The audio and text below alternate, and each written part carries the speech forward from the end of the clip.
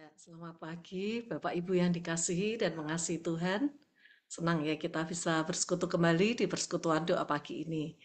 Untuk memulai persekutuan, mari kita berdoa terlebih dahulu. Bapa kami yang di surga, kami datang menghadap-Mu pada pagi hari ini dengan hati yang penuh syukur. Terima kasih ya Tuhan atas hari ini, hari yang baru yang Engkau berikan, dan atas perlindungan-Mu sepanjang malam. Ya Tuhan, kami bersyukur atas berkat dan kasih-Mu yang melimpah.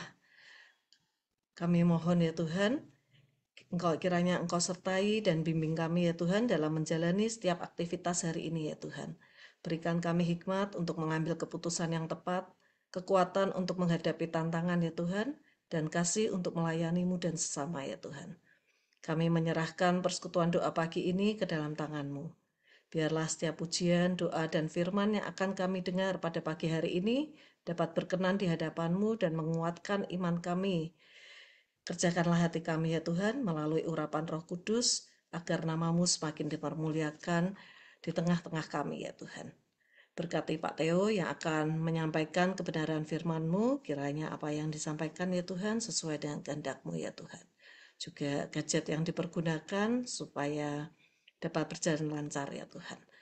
Suci kuduskan hati kami, dan hanya di dalam nama Tuhan kami Yesus Kristus kami sudah berdoa dan mengucap syukur. Haleluya, amin. Ya, sebelum kita mendengarkan firman Tuhan yang akan disampaikan oleh Pak Theo, mari kita menyanyikan pujian Tuhanlah Penjagaku.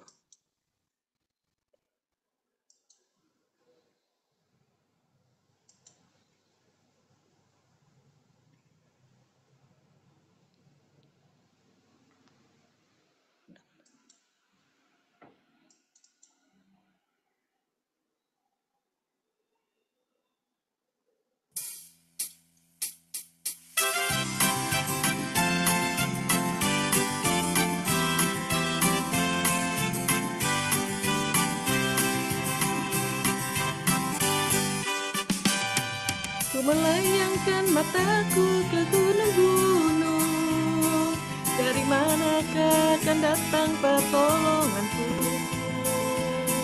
Pertolonganku datang dari Tuhan yang menjadikan semesta. Dia takkan membiarkan kakimu goyah, menjagamu tak akan terlelah.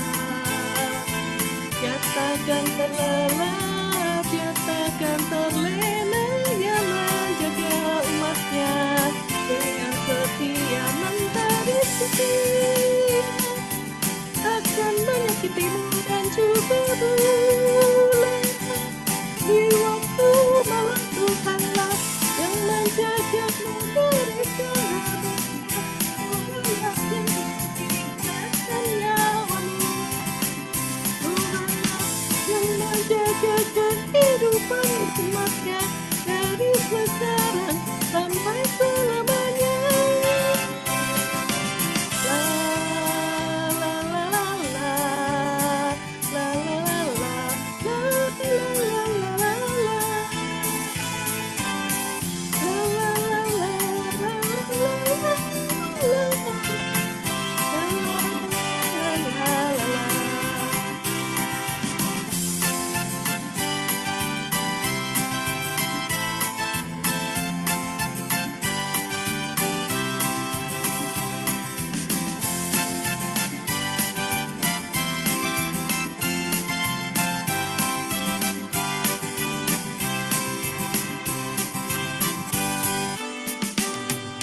Dia takkan membiarkan kakimu goyah, penjagamu tak akan terlelah.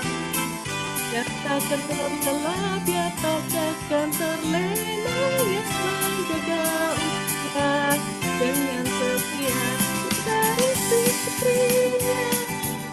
Akan menyakitimu dan juga bulan, di waktu malam Tuhanlah yang menjagamu dari segala bahaya. Tuhanlah yang memeliharakan nyawamu. Tuhanlah yang menjaga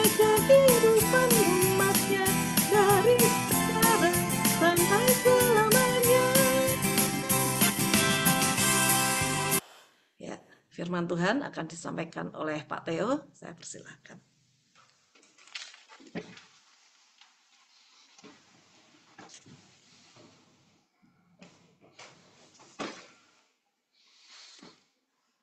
Ya, selamat pagi rekan-rekan sekalian. Di pengharapan senang sekali bisa ketemu lagi.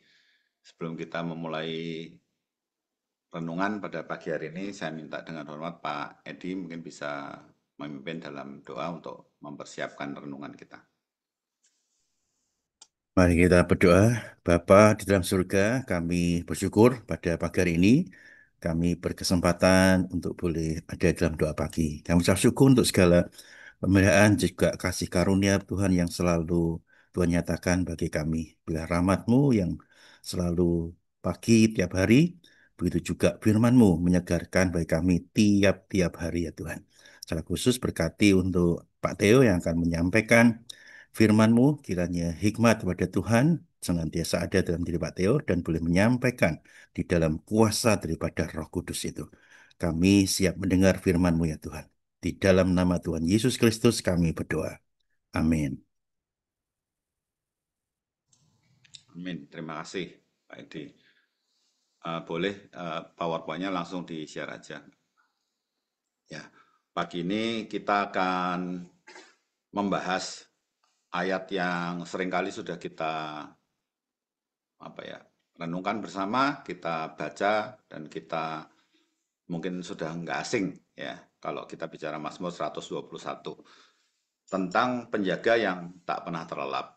Nah, saya mau mencoba menyampaikan ini sambil ya menyampaikan oleh-oleh dari perjalanan kami selama kami berjalan-jalan sebagai keluarga ya ke Eropa. Boleh ke slide berikutnya. Ya, di ayat pertama dan kedua dari Mazmur 121 ini kan mengatakan, aku melayangkan mataku ke gunung-gunung, dari manakah akan datang pertolonganku? Pertolonganku ialah dari Tuhan yang menjadikan langit dan bumi. Ya, terus terang waktu melihat ayat ini punya banyak kenangan ya tentang Mazmur 121 ini, karena sebelum saya kuliah ke Amerika pun saya pernah didoakan oleh jemaat waktu itu masih di GKMI Rawamangun, dan saya memberikan kesaksian juga dari perikop ini gitu. Bagaimana ya Tuhan, saya percaya akan memberikan pertolongan dan keluar masuk saya, baik waktu itu pertama kali keluar negeri ya dari Indonesia ke Amerika dan menghadapi musim yang berbeda gitu. Jauh dari sanak saudara, dari orang tua, itu Tuhan pasti yang akan memberikan pertolongan gitu. Nah, saya tertarik untuk membagikan ini lagi karena terinspirasi oleh gereja yang kami kunjungi di Barcelona ya. Ada gereja namanya Sagrada Familia, artinya keluarga kudus ya. Sagrada Familia itu. Jadi kita bicara tentang, karena gereja Katolik mereka sangat kuat ya kalau bicara tentang keluarga kudus, Yusuf, Maria, Yesus gitu. Bagaimana mereka juga punya tempat tersendiri untuk Maria, untuk ibu dari Yesus gitu. Nah, saat mengerjakan Sagrada Familia, gereja ini umurnya kalau bicara tentang pembangunan dimulai tahun 1882 dan sampai sekarang sebenarnya belum selesai. Ya, belum selesai dibangun gitu. Dan arsitek yang pertama mendesain itu waktu menyampaikan desainnya kepada sponsor gitu ya, orang yang ingin membangun gereja di Barcelona, di Spanyol, supaya nggak kalah sama yang lain gitulah ya, visi awalnya. Itu kurang, kurang merasa terinspirasi atau merasa kok kayak kurang megah gitu, desain yang ditawarkan. Maka di tahun berikutnya, tahun 1883, ada arsitek muda yang diundang untuk ikut terlibat, namanya Antoni Gaudi. Ya, dia dari Catalunya, jadi orang lokal dari Spanyol. Orangnya sangat detail gitu. Dan modern sekali, jauh lebih modern dari orang-orang pada masanya gitu. Jadi silakan nanti kalau yang tertarik gitu ya untuk pengen tahu lebih banyak tentang Sagrada Familia, tentang Antoni Gaudí dengan sekarang ada internet bisa mudah untuk ikut melihat, ikut merasakan gitu ya kemegahan yang dibuat karena orangnya sangat detail, sangat menarik. Dia bekerja di Sagrada Familia ini 40 tahun sampai akhirnya di umur 79 dia matinya ya ketabrak tram gitu ya di Barcelona tidak terduga. Tapi dia benar-benar menggambarkan pertolongan Tuhan yang dari atas itu gitu. Jadi kalau orang masuk ke gereja Sagrada Familia ini, mata kita tuh mau nggak mau pasti akan menatap ke atas gitu. Jadi ngelihat sekeliling betapa bangunannya itu luar biasa megah dan modern, beda karena dibilang gotik juga enggak gitu. Dibilang Renaissance juga enggak gitu. Intinya modelnya itu sangat modern, sangat beda dengan gereja-gereja pada zamannya gitu. Tapi kita pasti akan segera melihat ke atas karena Gaudi ini ngelihat bahasa Tuhan itu kita bisa melihat keberadaan Tuhan, keberadaan Allah itu dari penciptaannya gitu, dari alam semesta.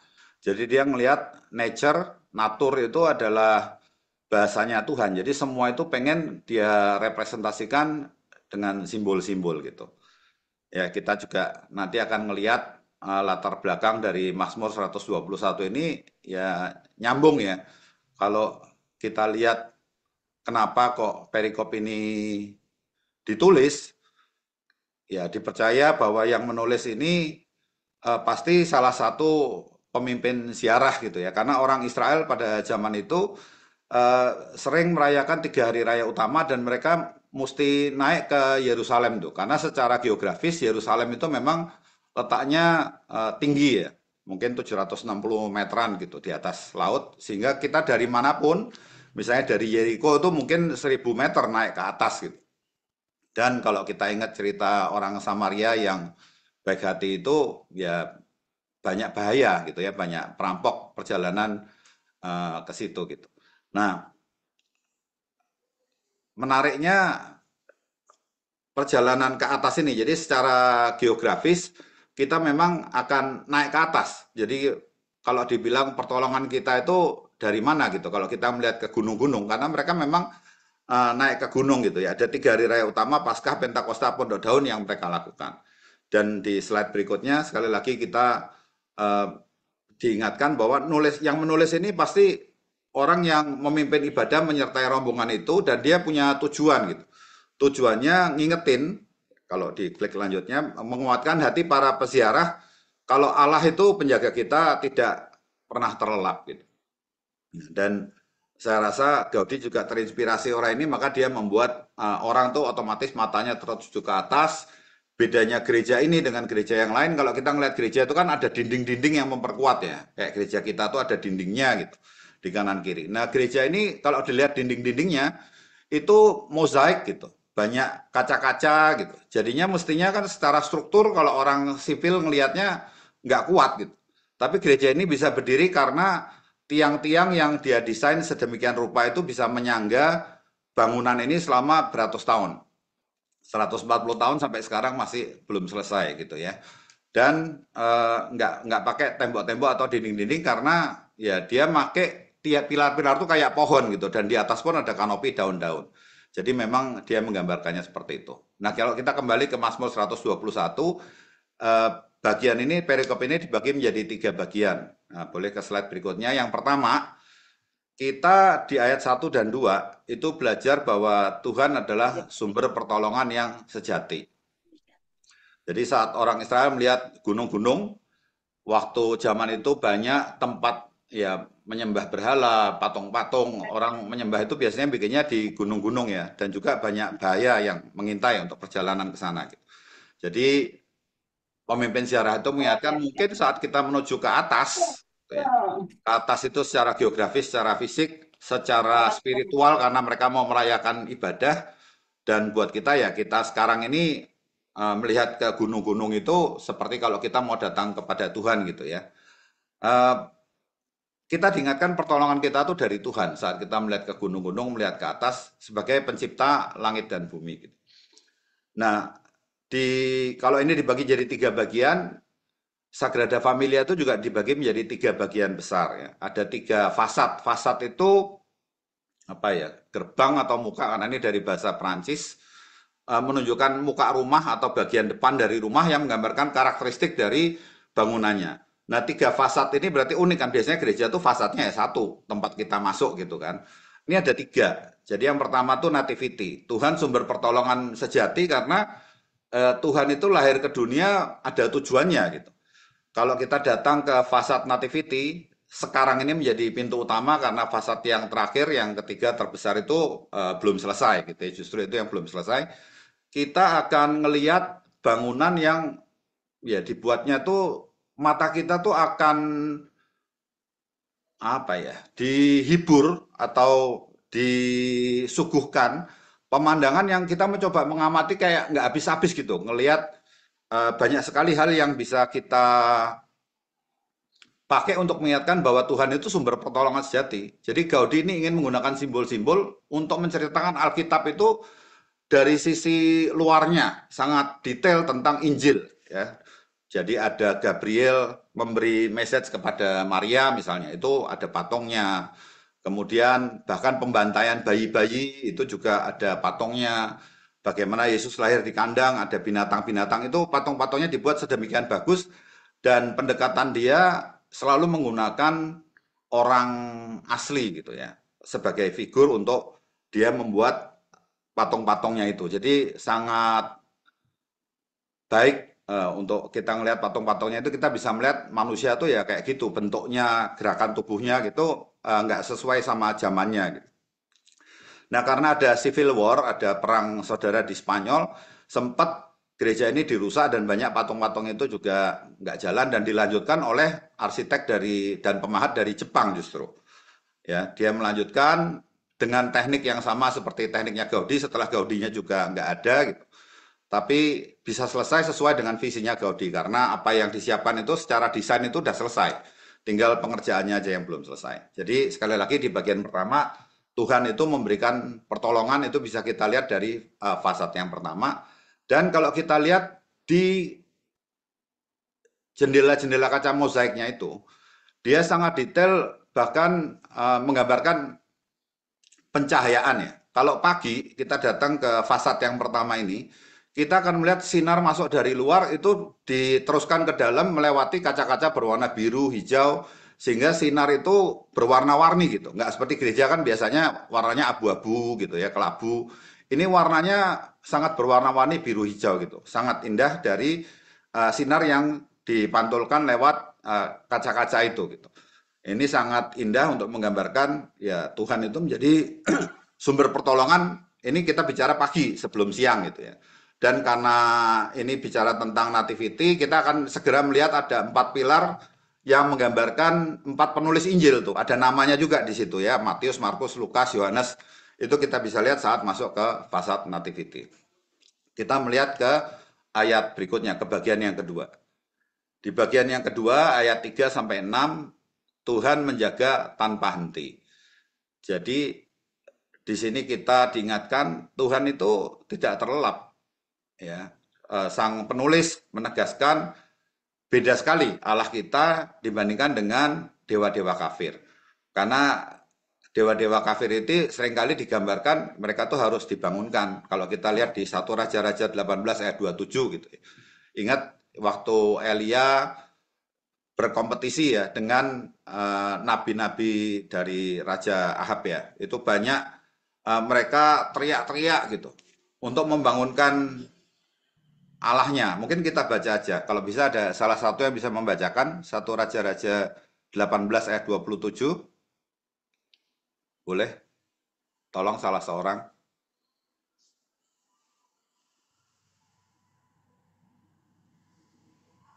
Ada yang bisa membantu? 1 Raja-Raja 18 ayat 27. Saya baca ya, Pak. Silakan. 1 Raja-Raja 18 ayat 27. Pada waktu tengah hari, Elia mulai mengejek mereka. Katanya, "Panggillah lebih keras. Bukankah dia Allah? Mungkin ia merenung. Mungkin ada urusannya. Mungkin ia bepergian. Barangkali ia tidur. dan belum terjaga. Ya, terima kasih, Cihana. Jadi kalau kita bandingkan di sini, Allah-Allah dari atau dewa-dewa kafir itu ya seringkali harus dibangunkan ya. Itu bagaimana Elia mengejek nabi-nabi pada saat itu yang berkompetisi dengan dia gitu. Nah saat kita lemah tidur, kita nggak berdaya, kita nggak bekerja, Tuhan itu tetap bekerja karena dia tidak pernah terlelap, nggak seperti dewa-dewa kafir itu gitu.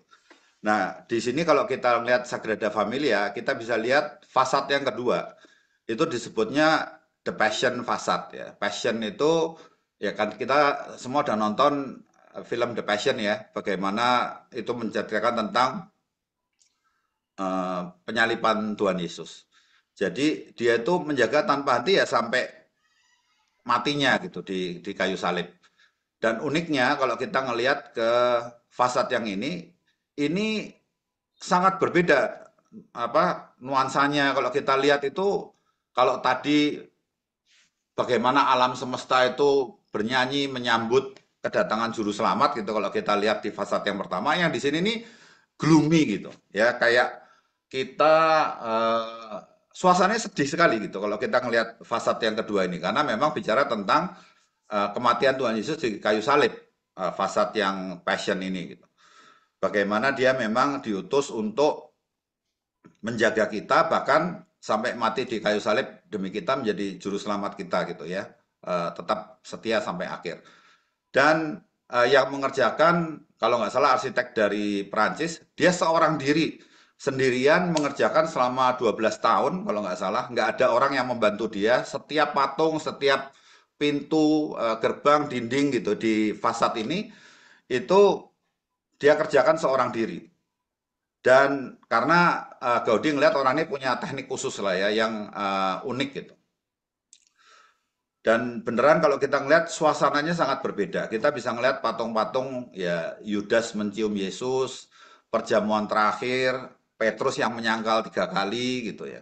Bagaimana Yesus dicambuk, itu semua ada simbol-simbol patung-patung itu walaupun bentuknya kotak-kotak, nggak realistis seperti di fasad nativity gitu ya.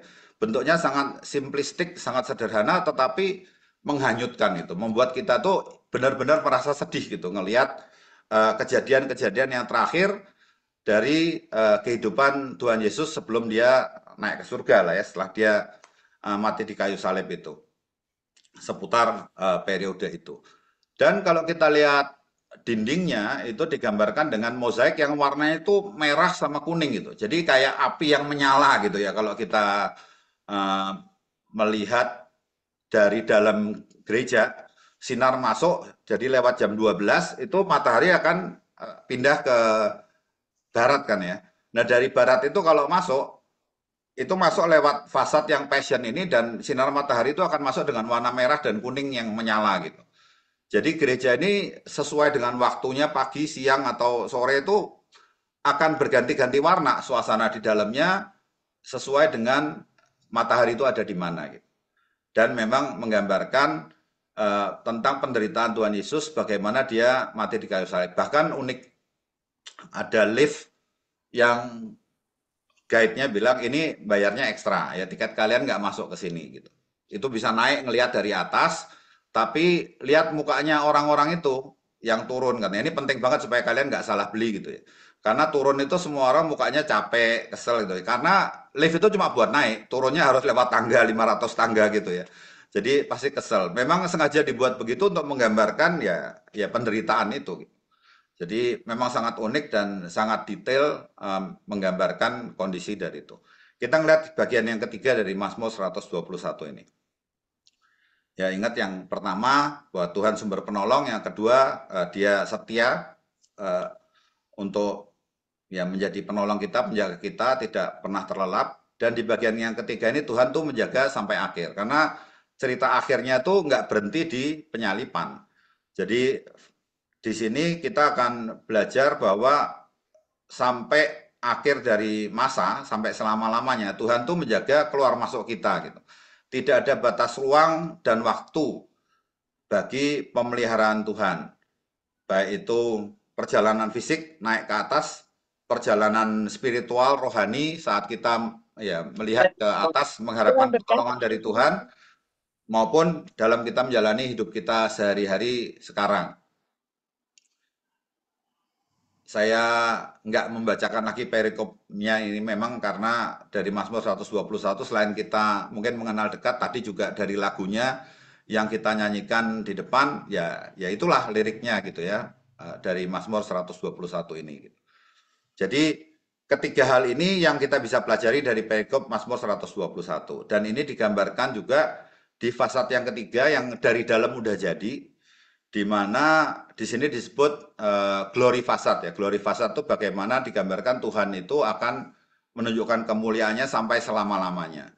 Bagaimana ditunjukkan penyelamatan dari Tuhan itu ditawarkan kepada segala bangsa.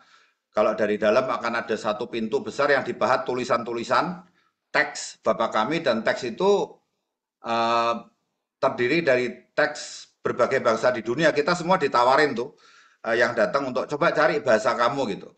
Dan ada di sudut kiri atas tuh ada teks Bapa kami dalam bahasa Indonesia gitu. Jadi sangat menarik. Setiap orang bisa menemukan bahasanya karena memang pesan dari Gaudi ini ya gereja ini mesti bisa ya menerima semua bangsa gitu.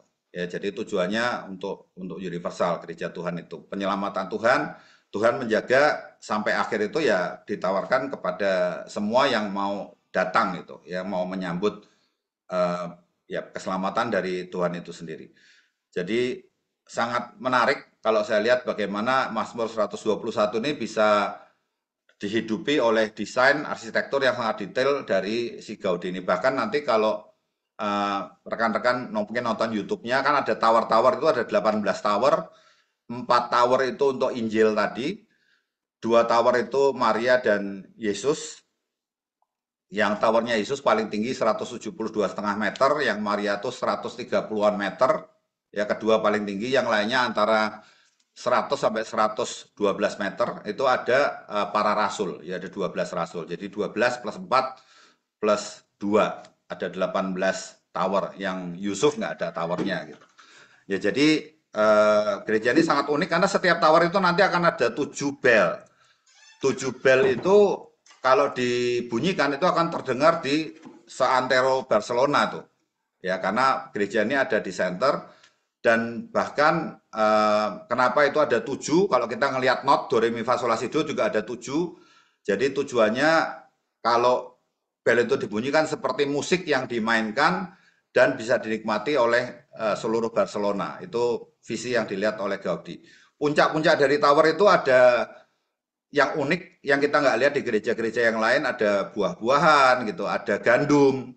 Kenapa ya? Karena tadi bahasa Tuhan, bahasa pencipta alam semesta ini adalah bahasa natur ya, alam semesta. Dia menggambarkan kalau di fasad yang nativity kalau nggak salah itu tentang ekaristi kan ada hosti, ada anggur ya, jadi buah anggur dan juga gandum gitu di atas, itu menggambarkan tubuh dan darah Yesus bagaimana dia menyerahkan dirinya buat kita. Kemudian fasad yang lain bicara tentang fruit, itu mengingatkan kita pada buah roh ya. Jadi buah roh yang ada di Galatia 5, 22, 23 itu digambarkan di puncak dari tower-towernya. Jadi sangat detail memang menggambarkannya. Boleh kembali ke slide.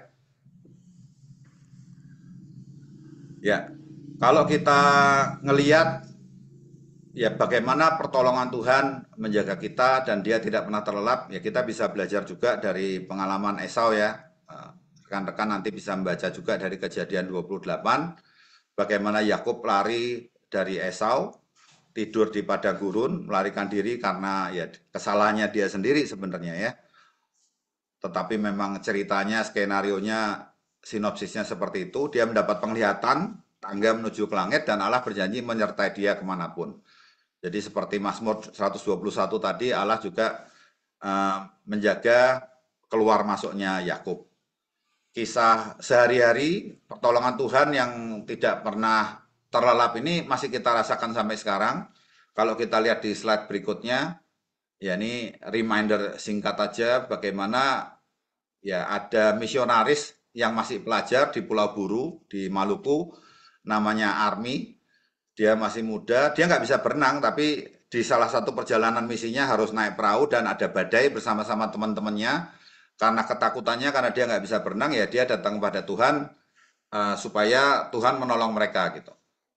Dan terbukti ya pertolongan dari Tuhan itu walaupun kitanya dalam kondisi ketakutan, secara spiritual kita bisa naik turun gitu, tapi Tuhan itu tetap setia, tidak pernah terlelap, dan saat itu Tuhan memberikan pertolongannya ya. Dia menjadi penjaga yang tidak tertidur untuk army dan juga timnya. Kami juga di Barcelona atau di perjalanan ke Eropa tuh mengalami kalau rekan-rekan baca berita kan banyak orang ya di Eropa tuh yang stranded di airport puluhan ribu bahkan karena airlines itu banyak yang kena hack datanya di airport sehingga penerbangan pada di cancel, bahkan terakhir itu ada drone di lintasan yang diduga dari Rusia tapi Rusia bilang enggak gitu kan, sehingga penerbangan semua di cancel.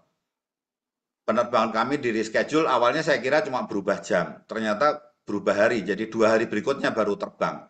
Padahal kan ya kita punya jadwal yang sudah disiapkan selama 1 tahun, jadwal itu ada jam-jamnya, ada tiket-tiket yang udah kita pre-book, yang udah kita bayar sebelumnya, ada tiket mobil juga yang kita udah sewa sebelumnya, semuanya akan kacau kalau kita ngikutin jadwal 2 hari lagi baru berangkat gitu. Saat itu kita ada di Munich, lewat tengah malam baru saya baca berita bahwa pesawat di reschedule. Dan saat ngelihat jadwal aja anak-anak udah siap-siap mental besok pagi-pagi harus bangun karena kita mesti berangkat terbang pagi-pagi. Dan ternyata karena pesawat itu di cancel, awalnya saya mencoba dengan kekuatan sendiri ya, ya nyari airlines alternatif gitu. Selama lebih dari 3 jam saya nyari itu nggak ada. Setiap di halaman terakhir di cancel selalu dibilang eh, penerbangan itu udah nggak available gitu. Karena memang ya semuanya di cancel dan ada KLM, ada Lufthansa, semua penerbangan. Nah intinya di cancel. Dan akhirnya ya saya berdoa dan teringat waktu ngobrol sama ini gimana nih kalau kayak gini. Mungkin kalau misalnya bisa pun anak-anak mungkin 1 jam dari sekarang bisa harus bangun dan harus berangkat gitu. Jadi cukup shocking nggak cuma buat saya ya. Karena saya harus menyampaikan berita yang pahit juga buat anak-anak. Mereka mungkin malam itu jadi nggak tidur gitu. Karena kalau ada penerbangan alternatif yang buat kita sampainya ke sana on time sesuai jadwal itu ya harus 1 jam 2 jam dari sekarang kita harus berangkat karena ada proses check-in dan lain sebagainya. Jam 5 pagi harus sudah terbang gitu. Terus kami ya diberi hikmat bahwa kenapa nggak coba lewat darat gitu. Dan akhirnya ya kami jadi sewa mobil, keluar biaya tambahan, tapi masih berharap yang sekarang proses refund juga belum selesai bahwa ya mereka akan tanggung jawab ya karena perubahan jadwal dan ya informasi yang last minute pasti kan akan ngerusak jadwal semua orang yang mau terbang. Tapi kami sungguh merasakan pertolongan Tuhan karena banyak orang yang mengalami ya masih terdampar itu di airport sampai kami pulang pun masih ada yang di situ gitu. Tapi Tuhan menyertai perjalanan kami sehingga jadwal itu juga nggak banyak berubah. Apa yang disiapkan ya bisa kita nikmati sebagai keluarga merasakan penyertaan Tuhan.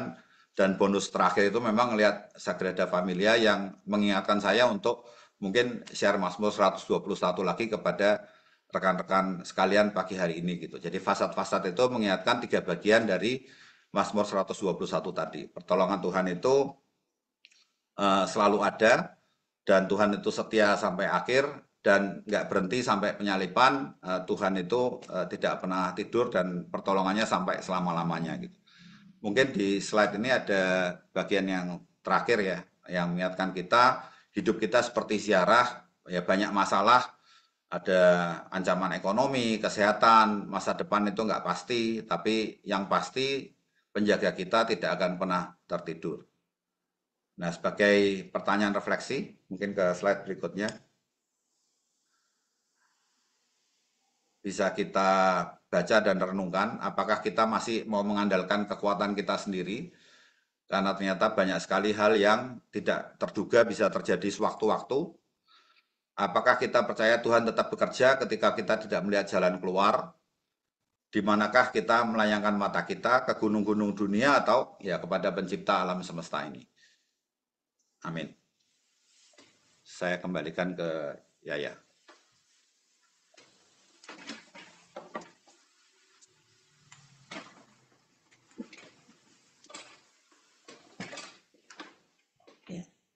Terima kasih untuk Pak Theo yang sudah menyampaikan firman Tuhan. Biarlah kita menjadi anak-anaknya yang selalu percaya bahwa penjaga kita tidak pernah tertidur, kita mau bersandar penuh padanya. Selanjutnya, kita akan berdoa untuk renovasi gereja kita dan perluasan yang sedang berlangsung, sebentar lagi akan selesai, akan didoakan oleh Penatua Rudi. Dipersilahkan Penatua Rudi. Mari kita berdoa. Sungguh kami bersyukur Tuhan untuk segala berkat dan anugerah Tuhan atas kehidupan kami, atas apapun yang kami alami Tuhan dalam hidup kami. Kami bersyukur pagi hari ini untuk firman yang kami sudah boleh dengar, mengingatkan kami bagaimana Tuhan senantiasa menolong, menyertai kami, dan menguatkan kami di dalam dunia yang begitu penuh dengan problema saat ini Tuhan. Kami bersyukur juga melihat bagaimana karya Tuhan, pertolongan Tuhan di dalam renovasi gereja GKMI Pengharapan Tuhan. Terima kasih. Kami menyadari segala keterbatasan kami semua sebagai anak-anak Tuhan, sebagai manusia yang penuh dengan kekurangan. Namun karena kasih karunia Tuhan yang sudah menolong, menyertai proses pembangunan, renovasi ini Tuhan, dalam anugerah Tuhan, sehingga hari demi hari, bulan demi bulan, dan akhirnya kami boleh melihat hasil yang sudah hampir selesai Tuhan. Begitu penyertaan Tuhan luar biasa. Penyediaan Tuhan juga atas setiap kebutuhan yang dibutuhkan bagi renovasi ini Tuhan. Terima kasih karena kebaikan Tuhan. Kami hanya bisa bersyukur dan bersyukur karena kasih setia Tuhan yang luar biasa. Bersyukur untuk setiap jemaat Tuhan juga yang sudah bersehati ya Tuhan mendukung baik doa, daya maupun dana. Kami bersyukur karena keikutsertaan kami semua Tuhan, kami menyadari bahwa ini Tuhan percayakan, gerejamu ini Tuhan percayakan bagi kami. Dan kebersamaan yang Tuhan berikan buat kami juga boleh membawa kami menyadari bahwa kami penuh dengan kelemahan dan kami butuh rekan-rekan, kami butuh komunitas, kami butuh kebersamaan untuk kami membangun iman, pengharapan di dalam Tuhan. Tetap percaya pemeliharaan Tuhan dalam hidup kami. Terima kasih Tuhan, kami bersyukur dan bersyukur untuk semua kebutuhan, bahkan setiap detail yang kecil Tuhan. Barang-barang yang kecil yang kami butuhkan Tuhan, Tuhan kirimkan para pendukung Tuhan, donatur dan semuanya Tuhan sediakan bagi kami. Sungguh kami melihat penyertaan Tuhan luar biasa bagi pembangunan, bagi renovasi gerejamu GKMI Pengharapan. Kami juga bersyukur Tuhan untuk semua rencana-rencana yang sudah boleh terselesaikan satu demi satu, dan kami sungguh bersyukur karena kami melihat karya yang luar biasa melalui kebersamaan anak-anak Tuhan, melalui juga iman pengharapan di dalam Tuhan. Kami bersyukur juga untuk setiap tim yang mengerjakan, Pak Muhyiddin dengan teman-teman. Kami bersyukur Tuhan karena mereka pun boleh bekerja dengan sungguh-sungguh, bekerja dengan segenap hati, sehingga mereka boleh menyelesaikan satu demi satu setiap tahapan. Dan sungguh kami bersyukur Tuhan melihat, dan biarlah ini boleh merasa rasa syukur kami bersama-sama, bukan hanya panitia, bukan hanya pekerja, tapi setiap jemaat Tuhan boleh kami bersyukur karena penyertaan Tuhan, karena karya Tuhan yang sungguh luar biasa bagi renovasi gerejamu Tuhan. Berkati supaya gedung ini tidak hanya menjadi gedung yang megah, yang mempunyai ruangan-ruangan yang luas. Biarlah Tuhan akan menolong kami menjadi orang-orang juga yang penuh dengan belas kasihan dan kemurahan hati, kepedulian bagi orang-orang sekitar kami, untuk membawa mereka juga mengenal Tuhan, untuk membawa mereka di dalam kasih dan anugerah Tuhan, menunjukkan kasih bagi mereka Tuhan, sebagai orang-orang yang sudah diberkati Tuhan. Kami pun boleh melakukan apa yang Tuhan lakukan, kami boleh ada di mana Tuhan berada, dan kami boleh mengasihi orang-orang sekitar kami Tuhan, sehingga gerejamu ini bukan hanya menjadi gedung yang megah tapi kosong, tapi boleh diisi dengan orang-orang yang rindu untuk mengasihi Tuhan dan mengenal Tuhan dengan lebih dalam lagi. Terima kasih Bapa. Kami serahkan doa kami di dalam rasa syukur di dalam nama Tuhan kami Yesus Kristus. Haleluya. Amin. Amin. Terima kasih Penatua Rudi untuk yang telah memimpin doa. Sebentar lagi kita akan melanjutkan doa untuk renovasi dan perluasan gereja kita yang akan dipimpin oleh Ibu Monica dan Ibu Lucia. Sebelumnya mari kita mengangkat pujian dari PPR 1 nomor 56, Banyakkan Kasih-Ku.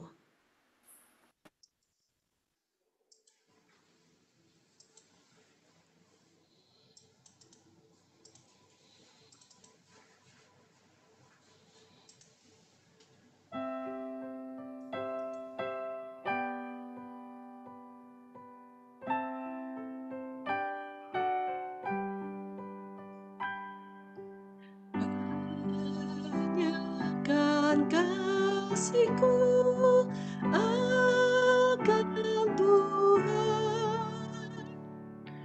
Dengarlah doaku, oh dengarkan.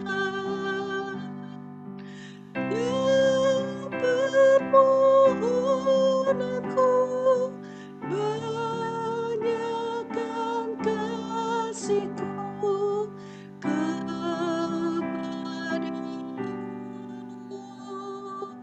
Ya banyakkan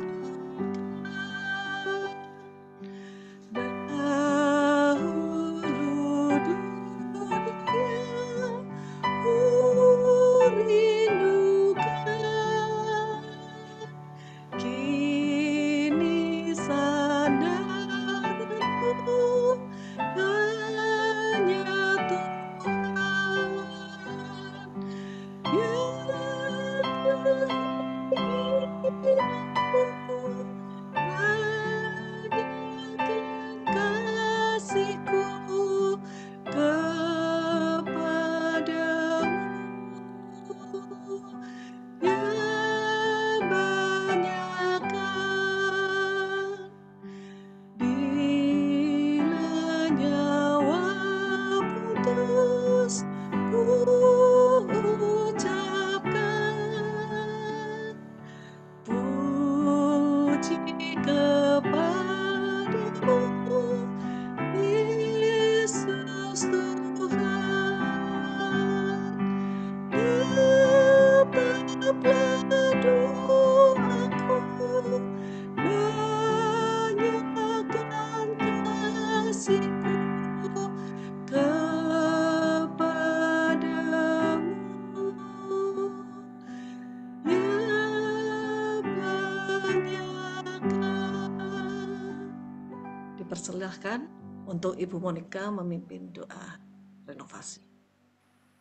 Ya, mari kita berdoa.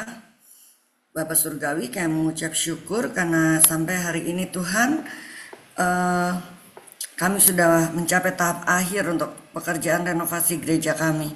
Tuhan, kami mau berdoa kiranya Engkau memberikan kesehatan yang prima Tuhan untuk Bapak Mukidin dan tukang-tukang dalam menyelesaikan proses renovasi gereja ini Tuhan, sehingga bisa selesai tepat waktu. Bapak, kiranya Engkau berkati Tuhan supaya para tukang-tukang ini boleh bekerja dengan sukacita, damai sejahtera Tuhan, sehingga mereka juga boleh bekerja dengan baik dan cepat untuk menyelesaikan semua yang harus diselesaikan di gereja kami.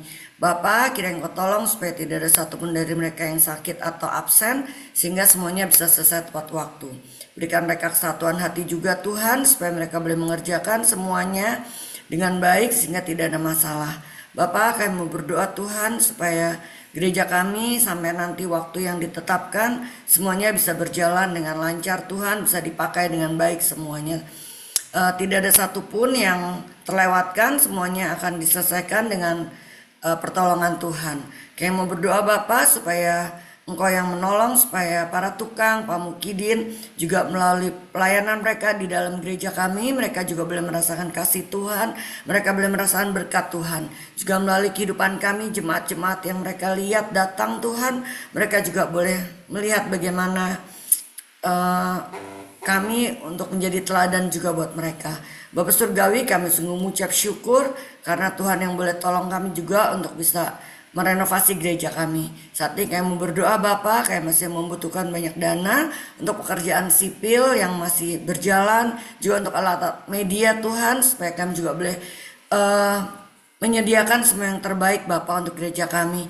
Tuhan, tolong Tuhan supaya kami jemaat-Mu juga boleh mendukung dana untuk doa, juga untuk semuanya Tuhan. Karena kami tahu Tuhan, tanpa dana semuanya juga nggak akan berjalan dengan baik. Tolong Tuhan supaya semuanya Engkau yang sediakan melalui kami semua jemaat-Mu. Berikan kami hati yang tergerak untuk bisa menjadi hamba-hamba Tuhan yang bisa memberi. Sekali lagi Bapak, kami mengucap syukur dan kami mau serahkan renovasi gereja kami dalam nama Tuhan Yesus. Haleluya, amin.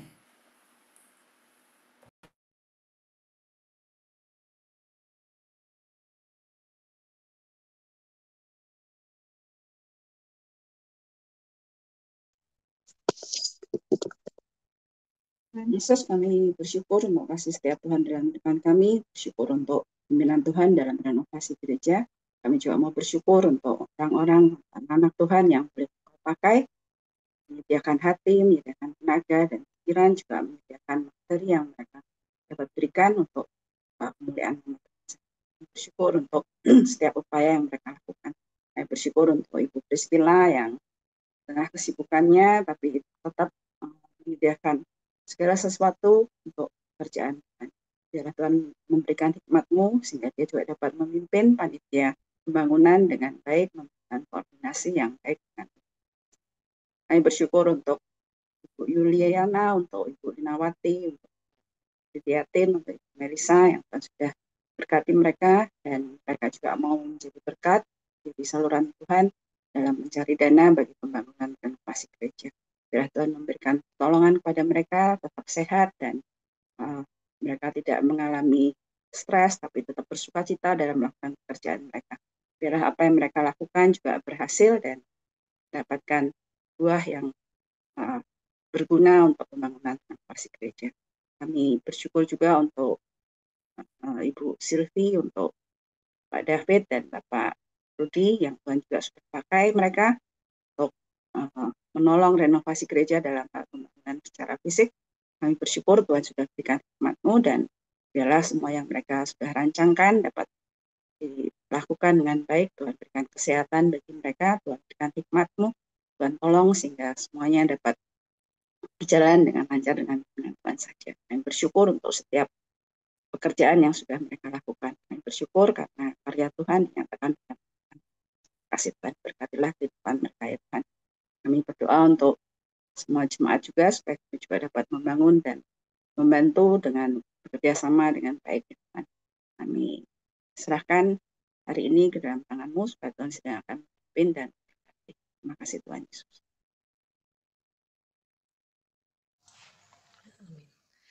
Terima kasih untuk Ibu Monica dan Penatua Lucia yang telah memimpin doa. Selanjutnya kita akan berdoa syafaat bersama. Pokok-pokok doa sudah di-share di grup pedati ya. Bisa dilihat masing-masing di grup pedati.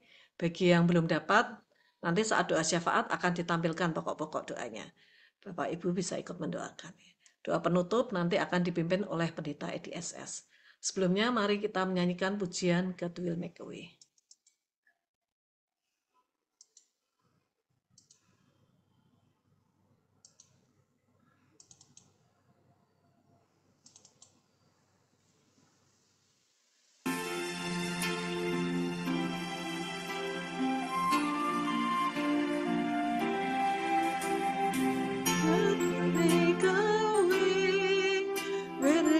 To be no way, He works in ways we cannot see.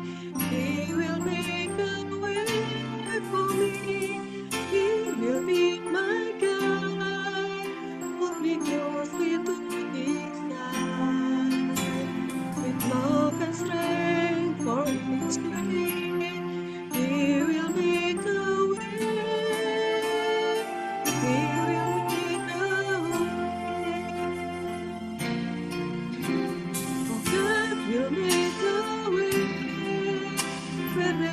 To be no way. He works in ways we cannot see. He will make a way for me. He will be my God. He calls me to His side. With love and strength for each beauty, He will make a way. He will make a way.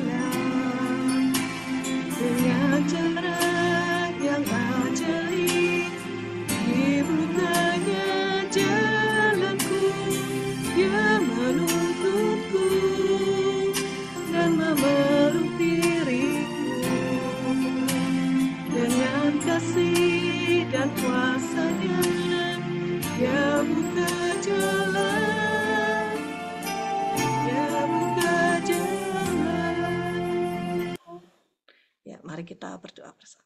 Pagi hari ini hamba-Mu berdoa untuk seluruh jemaat yang pengharapan. Dimanapun kami berada, apapun yang kami pikirkan, katakan, dan lakukan, semuanya menyenangkan, memuliakan nama Tuhan. Segala yang menjadi pemikiran kami, segala menjadi kerinduan kami, Tuhan nyatakan, bahkan kami percaya, yang terbaik, bahkan yang tidak kami katakan, itu yang Tuhan sediakan. Terima kasih ya Tuhan. Kami terus berjuang di dalam iman percaya kami, untuk kami boleh tinggal terus di dalam Tuhan. Di dalam nama Tuhan Yesus Kristus, Allah yang kami muliakan, kami berdoa. Amin. Kita pujikan Bapa, terima kasih. Bapa, terima kasih. Bapa, terima kasih. Bapa di dalam surga, ku berterima kasih